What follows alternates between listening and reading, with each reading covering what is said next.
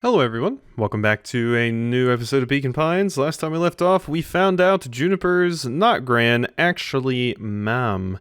And we left Joseph sitting here by the source. The devil you know. 7 months ago, Eleanor Van Horn crept down the maze of sterile hallways under perennial harvest.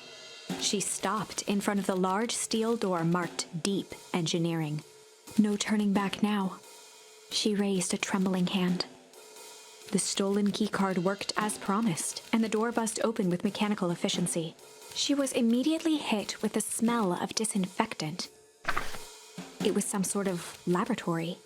In one corner was a desk covered in papers. Across the room stood a tall metal pod with hoses protruding from its base. She rushed to the desk and began shifting through the piles of papers. Across the room stood a tall metal pod with hoses protruding from its base. Oh god. Metal pod. They were experiment reports on something called Tempus Liquamen. Uh-huh. There were dozens of them. Every one stamped failed. Eleanor heard the sharp echo of footsteps approaching. She was out of time. Her eyes scanned the room, eventually landing on the strange pod. Muttering a curse under her breath, she dashed over and dove inside. This is how you were exposed?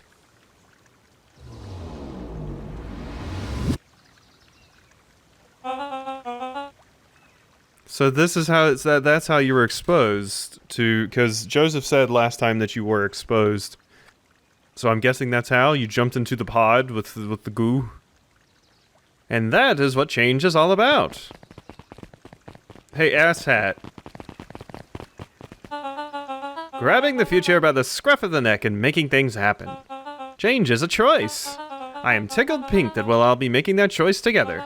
How great is that? This man is a liar. Excuse me. I will not. This town has a dangerous secret and perennial harvest only exists to keep it hidden. Nonsense. They picked up the whole damn town and moved it right under our noses. You aren't making any sense, dear. Mr. Kerr addressed the crowd with a sarcastic tone. Imagine such a thing. It's absurd and just plain impossible. They promised they could fix the foul harvest. They told us they would clean this place up. We just had to leave town for a few days. But while they had us evacuated... Miss Hartford, I'm afraid I'm going to have to ask you to. You're afraid of a lot of things, aren't you? You sniveling little worm. This is growing tiresome. A little help, please. Don't you all see? This festival is a sham. An excuse to have the whole town gather in one place. They're planning something awful. I don't know what, but these people are wicked. Don't listen to her. She has absolutely no proof. I am the proof. I'm Eleanor Van Horn. Whispers filtered through the crowd. Well, aren't you just as sneaky as the Dickens? We all knew Valentine's fertilizer was too good to be true, and now this whole town is paying the price. Ladies and gentlemen, I am so sorry about this disruption. My associates will take this obviously disturbed woman somewhere comfortable, so that she can get the help she needs. Joseph, she's not the one who's disturbed. You two-timing clown. Get him, Joseph. You all know there's something wrong with this town. It was just easier to look the other way. The truth is... Uh-huh. Is this about your sign that you set up forever ago? That's quite enough, Mr. Nuncreed. Torment dragged on Joseph Nuncreed's face. Yes, sir. Take them away.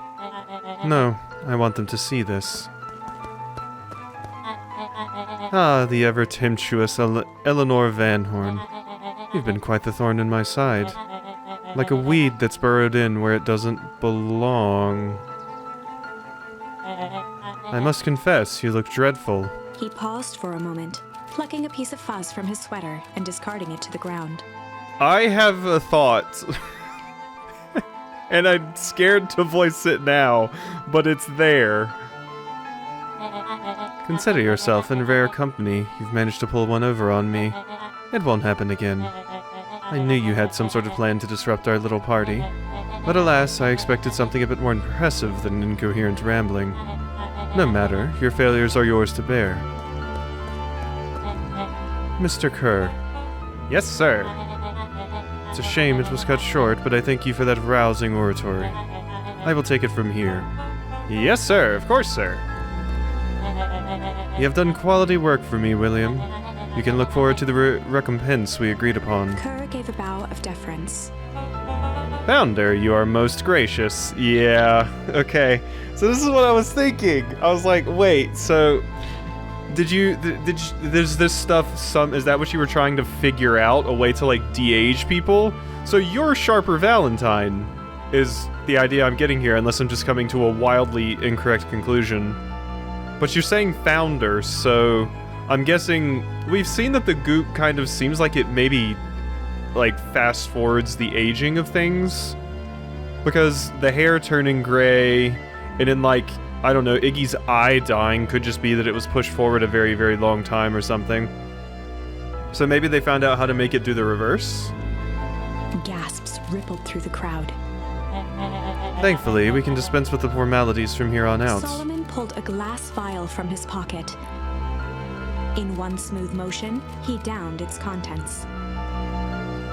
A triumphant smile grew across Solomon's lips. You can all call me Sharper Valentine. His body and face began to contort and expand as he disappeared into a belching green mist. Okay, so yes, okay. I mean, I obviously saw the resemblance between you and Sharper, but I mean, you're family, so it made sense to me. So what's actually on your sign up there?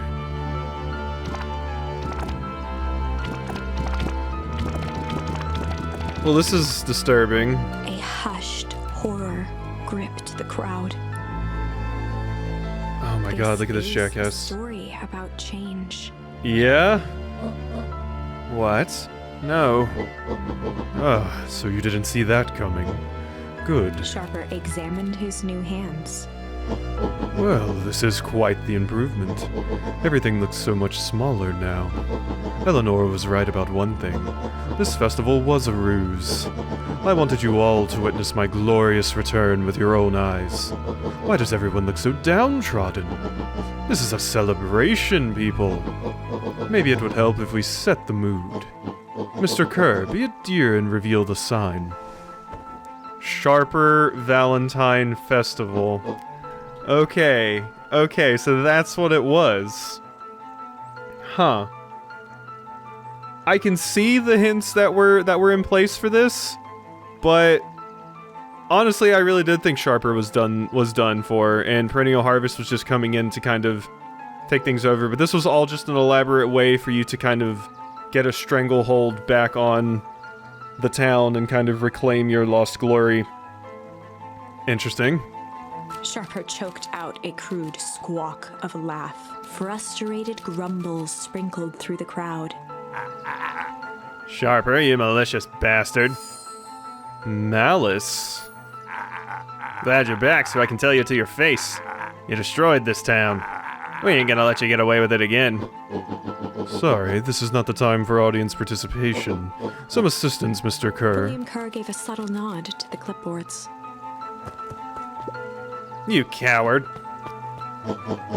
Does anyone else have something to contribute? A helpless quiet settled over the crowd. Well, there's no more clipboards. Well, there's 2 more clipboards at least. Come on, if we all say something, they can't escort us all away.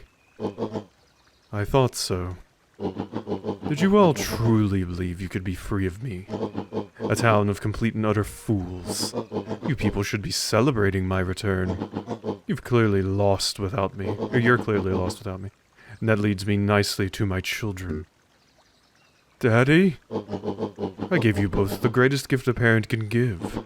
The opportunity to prove yourselves in my absence. Squandered. To say I am disappointed would be an understatement. But Silence, Augustus, an adult is speaking. I don't know which is worse, a son who is completely hopeless, or a daughter with such potential who inevitably lets me down. Eris, you fail me with admirable consistency. Thankfully, I was counting on it this time. Father, I have been wasting time, my dear. What have you accomplished? I was focused on cementing our legacy. Legacy? Who needs a legacy when you can just live forever? But what about... It's all right, kiddo. I'm afraid you suffer from a complete lack of imagination. There's just no helping it. Now then, where is Joseph? You didn't take the opportunity to slip off, did you? Ah, there he is. Everyone should give him a hand. None of this would have been possible without Joseph. I think you've said enough. Nonsense, the people deserve to know how helpful and loyal you've been. I only did what I did because he left me no choice. You always had a choice, Joseph. You were simply too weak to take it. No matter, cheer up. You're about to be rich beyond your wildest dreams. You should follow Mr. Kerr's example. When I found him, he was in a sorrier state than any of you. An aging actor, desperate to recapture his youth. He played his part, and soon he'll be able to play the leading man again. Forever, in fact, if he remains loyal. That goes for all of you. Well, those who haven't already frittered away my goodwill. Beacon Pines is mine again, and I am willing to share its spoils in exchange for absolute loyalty.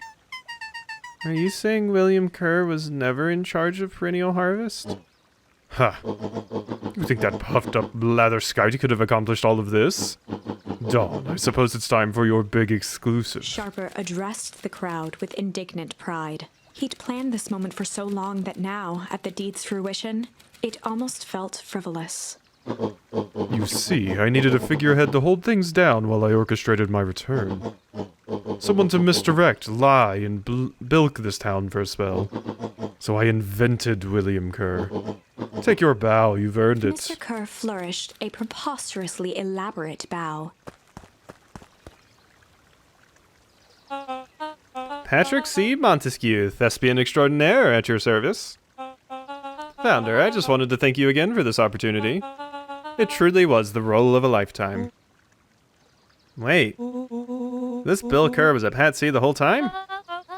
Now that your secret's out in the open, what's to stop this town from rising up against you? Oh, that's the delicious part. Fear.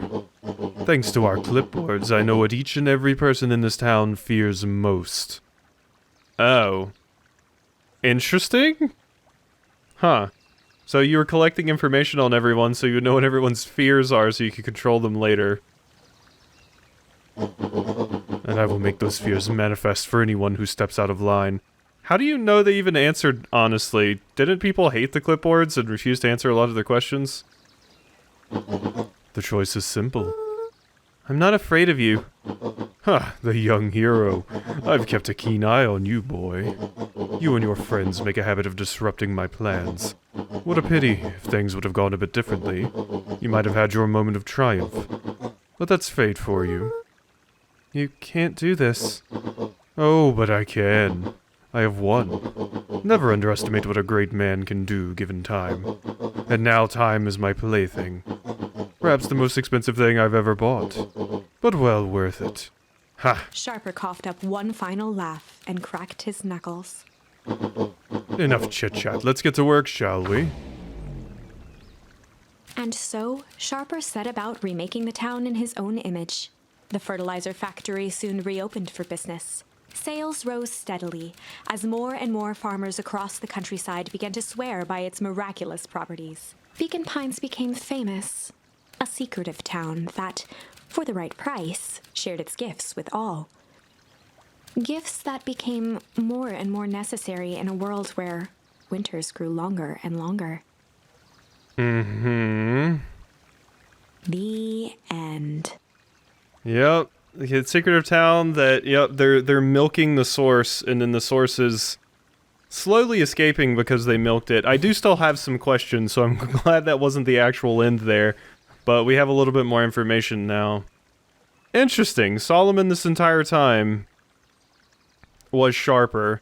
That little tiny detail about them setting up something with the sign, and that led to this. The Sharper Valentine Festival, and then the reveal that you were Solomon all along. Interesting.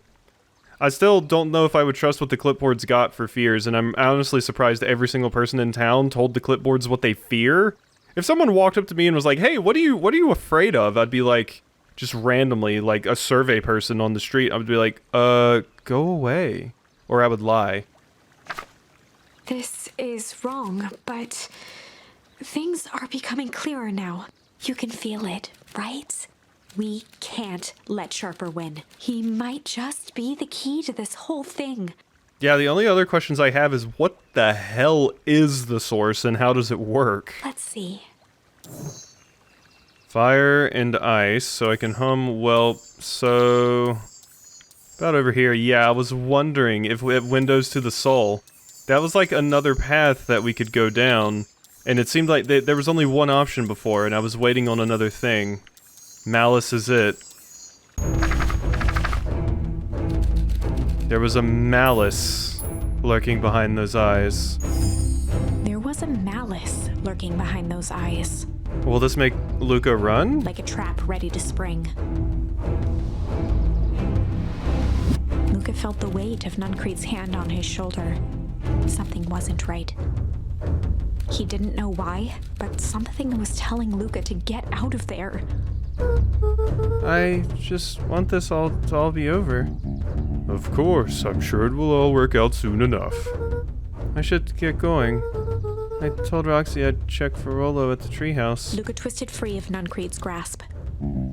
Of course. Luka, you know your dad and I were good friends back in the day. You can come to me with anything. Anything at all. Bye. I am not going to be going back to you. Okay. Well, I didn't expect to get such a crazy reveal now.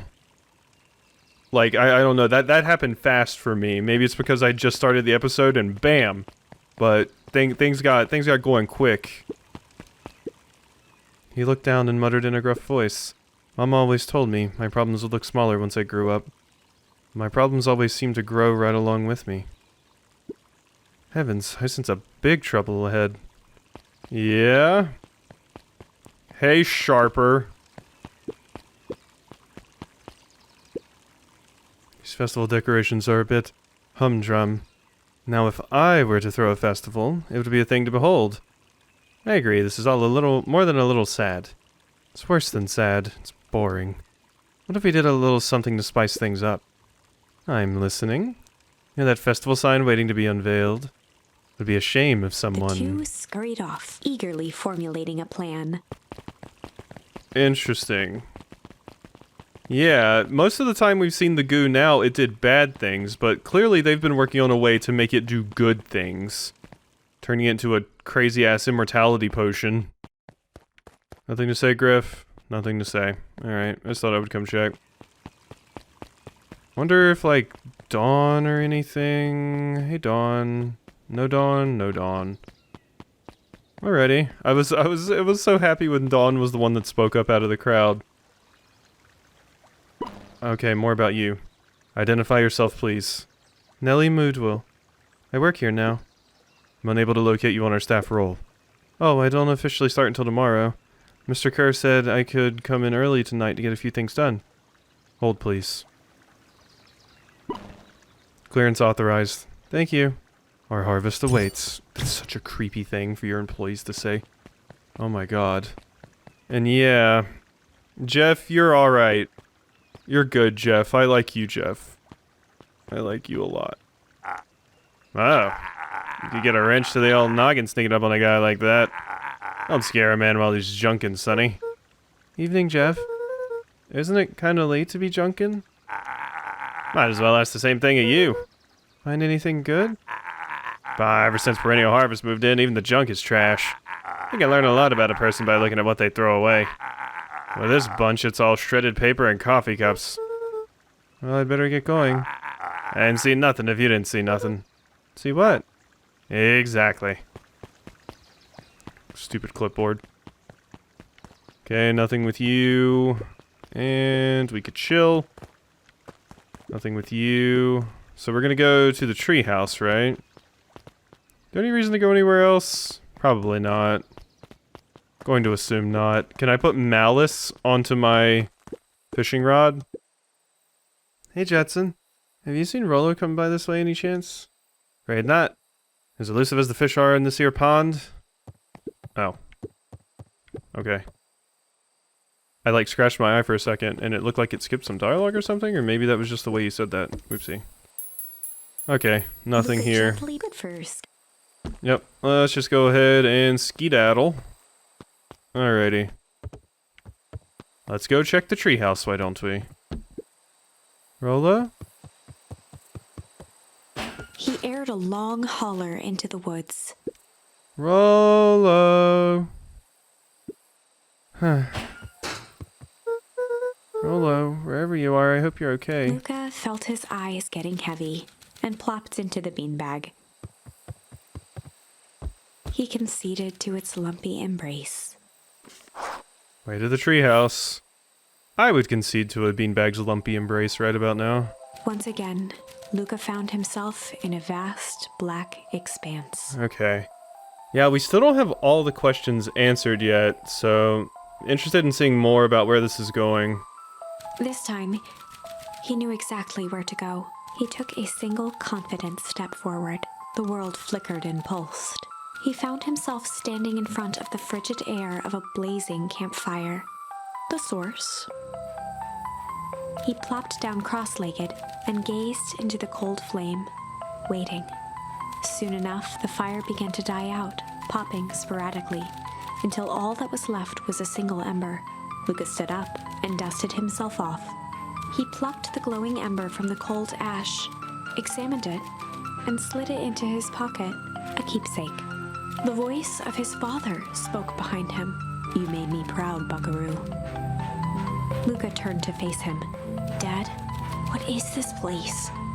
A warm grin grew across his father's face. "A place where everything that has been and everything that could be all wait together." God. A place where everything that has been and everything that could be all the way together. You can see multiple different universes and branching paths and all of that. Insane. Luka found himself staring at his father's face, trying as hard as he could to memorize every single detail. God, that's the worst feeling when someone's gone and you start to reach the point where you don't remember what their face looks like. If you don't have pictures, and you can't immediately recall it to your head as much because you don't see them all the time. Wait? For what? Another voice spoke out as Luka's doppelganger stepped forward. "That's up to you." Without knowing why, Luka began to weep. Is any of this real? Are you real? Luka's father bent down to smudge away a tear. "Of course. I'm as real as the part of you that misses me." Luka turned to look at the older version of himself.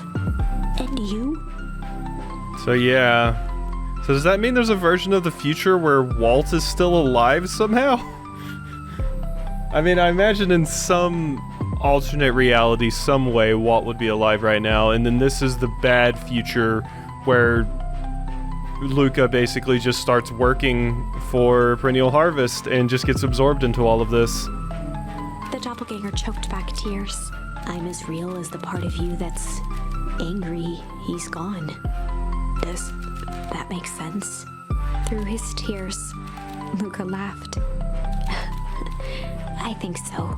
His father pulled him in for an embrace. "Time to go, Buckaroo."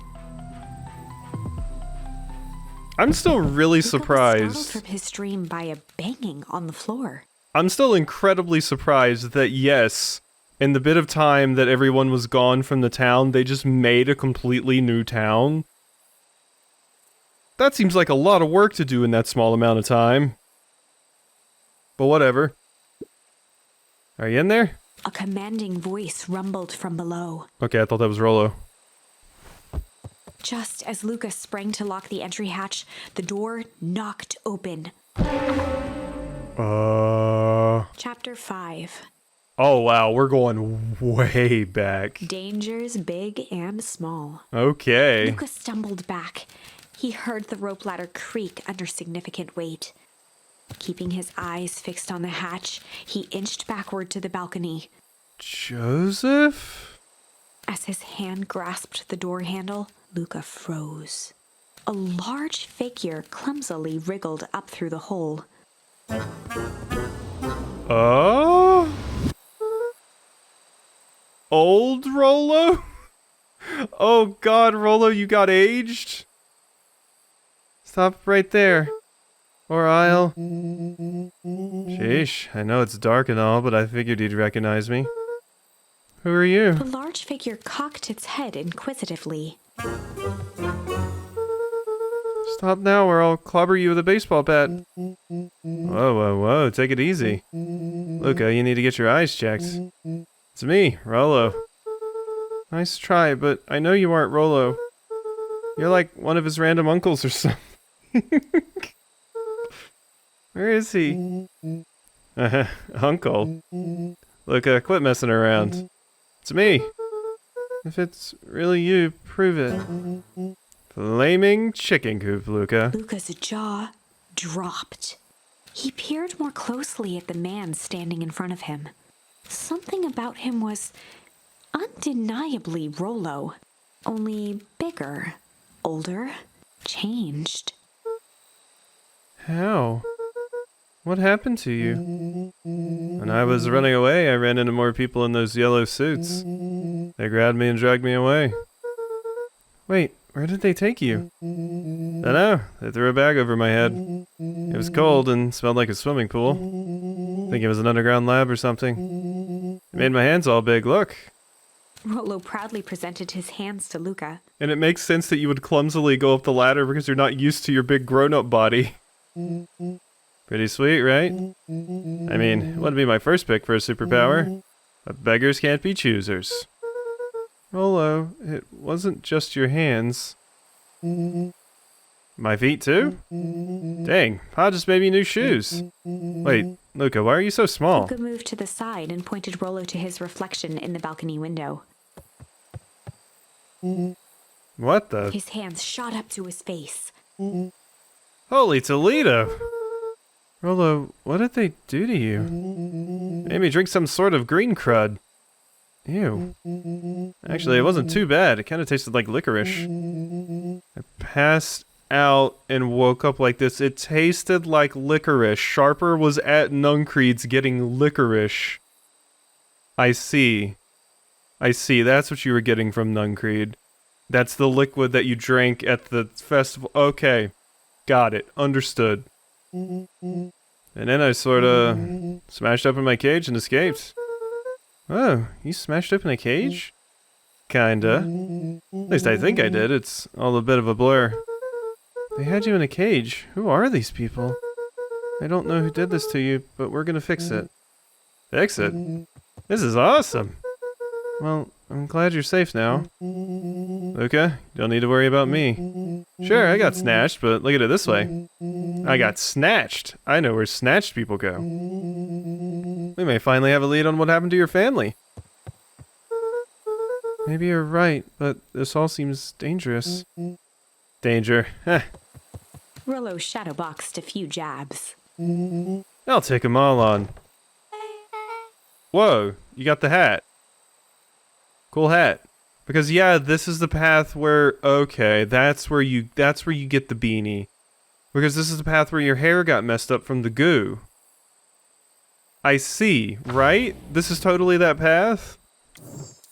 Cause yeah, here you're tickle or strange. If we're strange, we can flight and get to this. Yeah, yeah. Okay, so this is the path where Beck's hair is messed up. Interesting. So the path where no one gets hit by goo actually ends in that. Maybe we could change it some way, though? Alright, back to this. Hey, fellas. What's up? With a yelp, Rolo dove behind Luka. Ah! Take cover! Did I come in a bad time? Who the heck are you? This is Beck. Oh yeah, you two haven't met yet. Sorry, something truly bizarre just happened and I need help. I don't know where else to go. So you're just hanging out here with your large adult friend? No, this is my buddy Rolo. This is your missing friend? One and the same.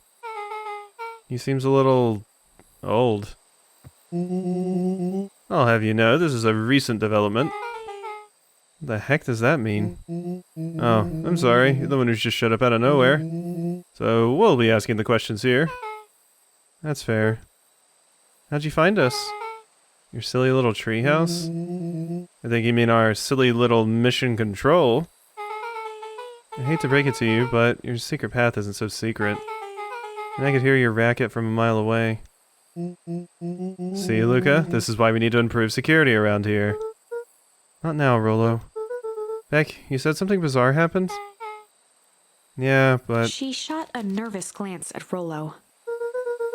anything you can say around me, you can say around Rolo. This has been a weird day all around, hasn't it? Yep. Beck's eyes narrowed. Okay, so it all started when I made it back home. My first order of business was to try to salvage my hair. So I dyed it with some stuff from the chemistry set my mom gave me. Uh-huh. That's why you have the blue. Okay.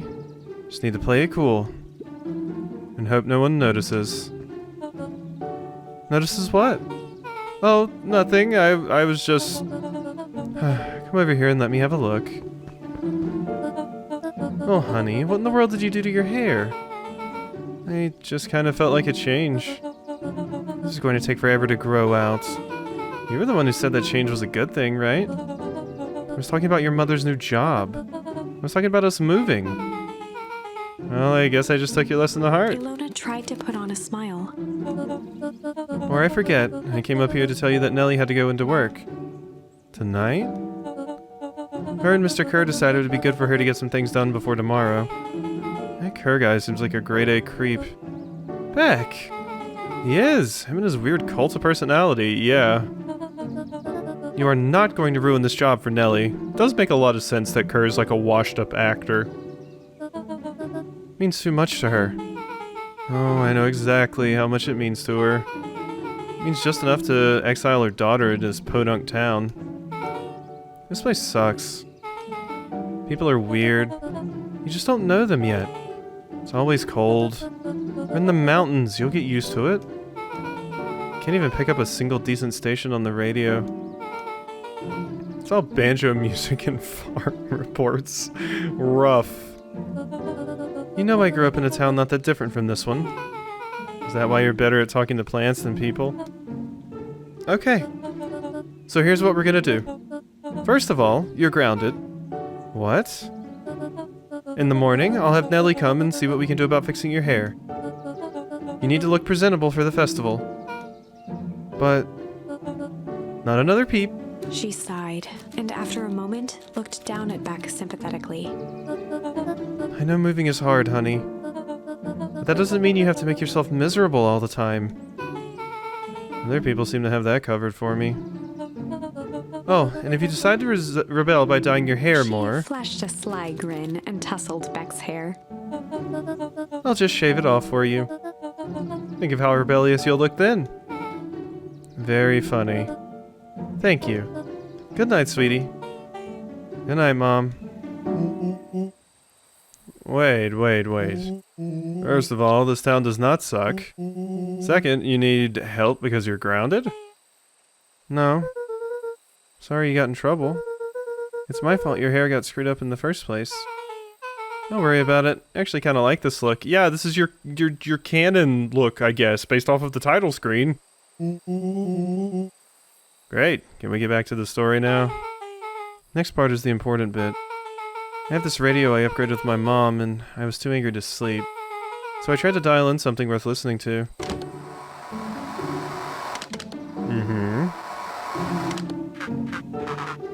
Mr. Kerr, are you there? Mr. Kerr? Yes, I'm busy. What is it? Apologies, I have the founder on the line. Patch him through immediately. One moment. Hello, sir. It's so nice to hear from you. skip the pleasantries. What's your report on our new lead researcher of deep engineering?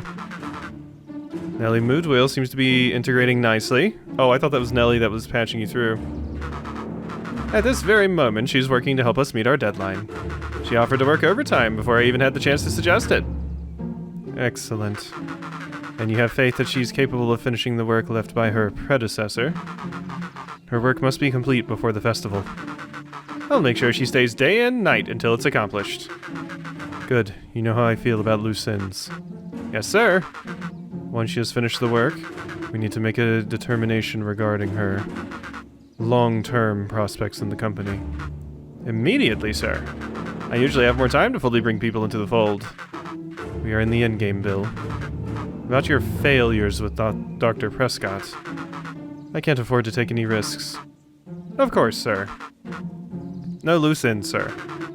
Once she finishes her work, she will either leave the office completely committed to perennial harvest, or she won't leave at all. Perfect. Sir, if I might suggest, maybe we should delay, just for a bit. Oh. It's just we seem to be rushing to hit this festival deadline, and rushing into things has caused some issues in the past. I see. Please understand that I just want what's best for you. I'm eternally grateful for all that you've done for me. Bill, I'll make this very clear for you. I brought you in to make things run smoothly, not to have opinions. Of course, sir. Chin up, Bill. You were only a few days away from having everything you ever dreamed of. Yes, sir. Thank you, sir. Interesting. You also mentioned the previous doctor, and I was thinking for a second that that was Luka's dad, because Luka's dad was a doctor, but they said Prescott, not Van Horn, so I'm trying to think, whose last name was Prescott? It wasn't, Joseph's just a pharmacist. So, and, yeah. I don't know. Whoa. Yeah. Just so we're clear, when they said loose ends, they were talking about murder, right? Like, actually killing someone? Capital murder. Luka gave Rollo a quick elbow to the ribs. Who is this founder? I was hoping you guys would know. As far as we know, Kerr is the top banana at Perennial Harvest. Sounded scared of this founder guy. Though we haven't even topper banana on the field, there's always one. What the hell is my mom caught up in? Has she talked about the job much? Not really. She said she was going to come in and continue the work of someone she respected. Luka, do you think that body at the warehouse was the person Beck's mom came to replace? That would make sense. That was Prescott. That's what I recognize the name from. Didn't we see the name tag? Yeah, Prescott, Deep Engineering. And then that's where I saw Deep Engineering too. That's what we saw at the beginning of the game on the name tag. That's what it was. I knew I recognized that name from somewhere, damn it. And I remember thinking Deep Engineering too, when I saw that talked about earlier. Beck, seems like Nellie's predecessor got loose-ended. Getting that impression. Okay, so we need to get your mom out of there before the festival happens. It's 2 days away. Won't you just come home after work? Creep on the radio said they were going to hold her there until then. So if she's not coming out, we gotta go in and get her. Beck flicked a large sheet of paper out of her pocket and slammed it on the floor. Maybe this'll help. You have blueprints? Well, it's really just a welcome map from my mom's PH orientation day. But it shows the layout. Sure looks like blueprints to me. Look, here's the reception area. There's a big room marked Founder's Office. It even has the access marked. Guys. We have a deadline. We have an objective. We have blueprints. You realize what this is, right? Rollo started to wiggle with excitement. I think we're heisting. This is officially a heist. It sure is. Chapter 6. Alright, and it looks like that's where we're going to go ahead and end today's episode off. Alright, more revelations. Everything is starting to be pieced together. I reiterate, this is going to be such a cool game to watch other people play. But I think we're going to go ahead and end things off here, and I'll see you next time for some more.